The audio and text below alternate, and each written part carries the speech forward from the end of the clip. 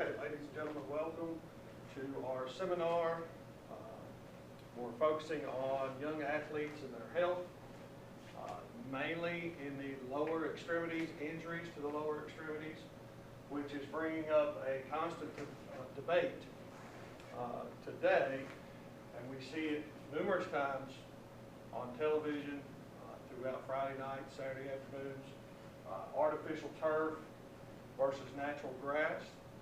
Many facilities, high school, college, and professional levels have, of course, went to the artificial surface, but remain practicing on natural grass. Perception is, of course, the key to everything. Perception has us looking at the change in field turf being what's causing the extreme rise of today's injuries. We see anything from the turf toe, ankle sprains, ligament damage, ACLs, other things that are occurring from the waist down. So we want to kind of tackle today whether this is truly a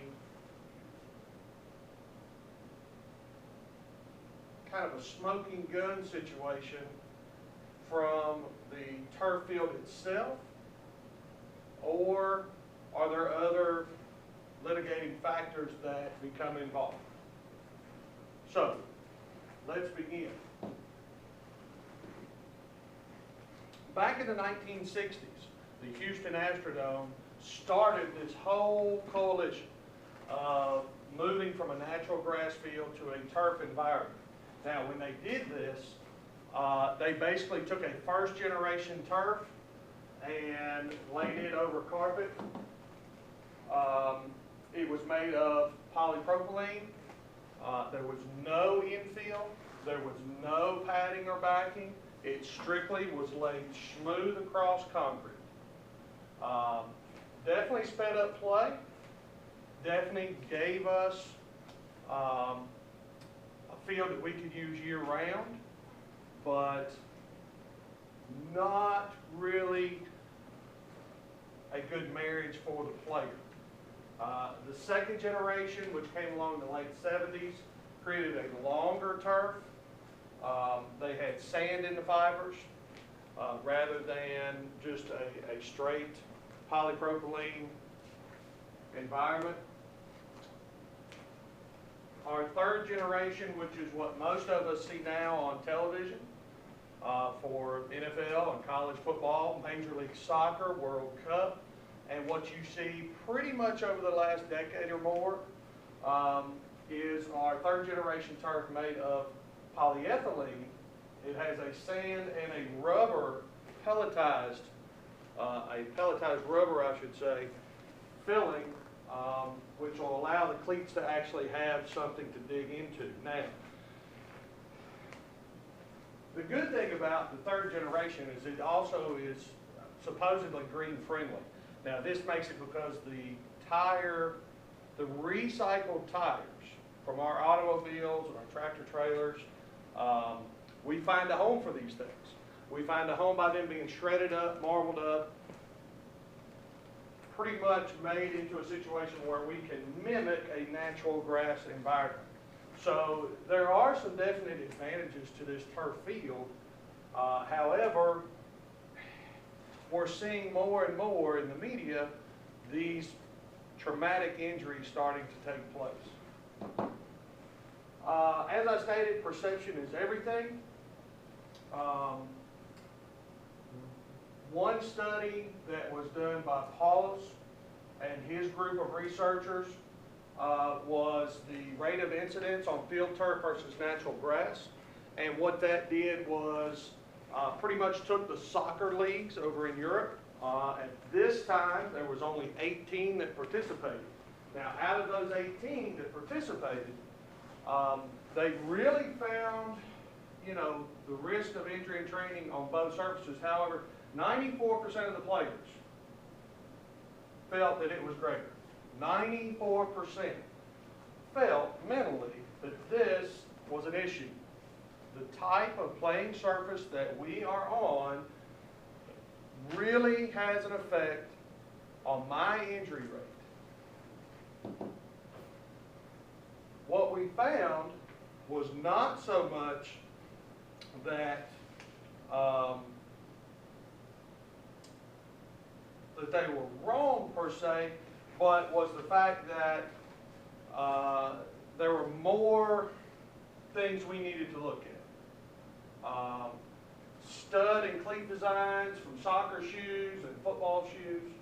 The surface interface, basically how the foot is married to the turf, really creates an opportunity for us to drive down that road, looking at other avenues that might be causing this situation.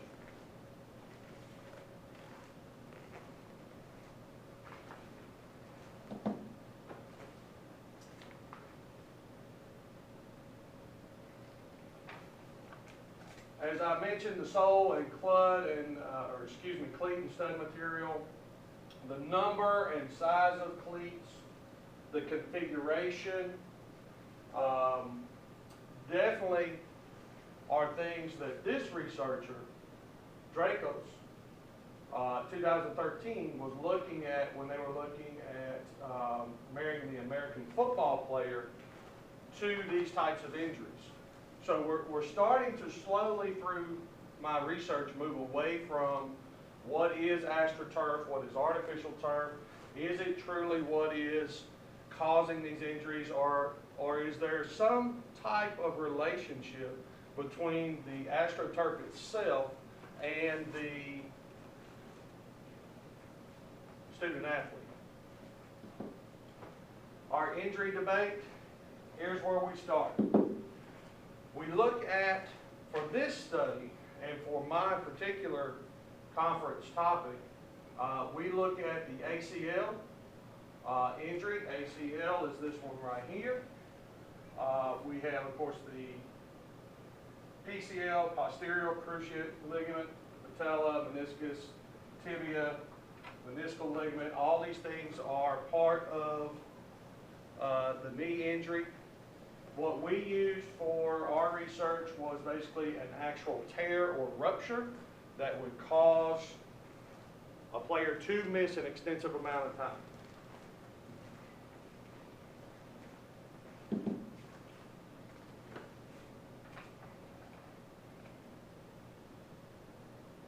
Balazs and the research group stated here whether there is an increased risk of injury or artificial turf on the playing surface, of course, is complex, controversial question, not easily answered, even with high quality studies. We found that no matter how much research we did, no matter how many articles, academic journals that we dove into, there still was not enough evidence that stated AstroTurf, artificial turf, was the culprit. What we continued to find was there's another effect going on. And it's something as coaches, as athletic trainers, that we have to be knowledgeable about. Our parents in the community are going to begin to question why these injuries are taking place. Is it a conditioning thing? Is it a shoe thing? Is it the turf itself? And particularly when you're having higher rates of incidence, whether it's on artificial turf versus natural grass. Again, practicing on natural grass is a common occurrence in today's athletics. High school-wise, junior high school, college. D1 schools, of course, are fortunate enough to have their own indoor facilities made of AstroTurf so that they can get a game feel environment. But how many games do we see that are still actually on natural grass on Saturday afternoons and Saturday nights, which are quite a few? The soccer data supports no evidence of the player's claims that turf presents more traumatic lower body injury. The football world, a little different. The football world presents evidence that the position, cleat structure, frictional forces, which again all collate with the shoe surface interface, are more of the extrinsic properties that might be causing these types of injuries. And again, we're looking at the ACLs, the ruptures, the tears. This is what you see on TV a lot. Basically, Myers found, that it became a positioning situation. Players that are blocked above or below the waist, their positioning on the field. Where were they on the playing surface? Stepped on, blocking a kick, blocking a punt. Were they sprinting, running? Various types of scenarios that are on the football field itself. We're finding, like I said, through the research, and please take it for what we find. Numbers don't lie. Data didn't represent anything in the soccer world. The only data that represented more field turf activities than natural grass activities was pretty much in football, but we found it was, not the turf itself. That it mainly came from positioning. It came from cleat and stud designs. There's, many other litigating factors to this topic. I put up here with the crime scene, too many times people point their finger at what is the cause. This happened, that happened, for this reason or that reason. It's the opinion of me, the turf itself is not the criminal, but rather the one holding the gun. May play a part in the crime, but not necessarily the one that pulls the trigger. We've got to do more work into studying the effects of these injuries. As I said before, no data supported any claim that there was anything to do with turf alone. Not a surface issue.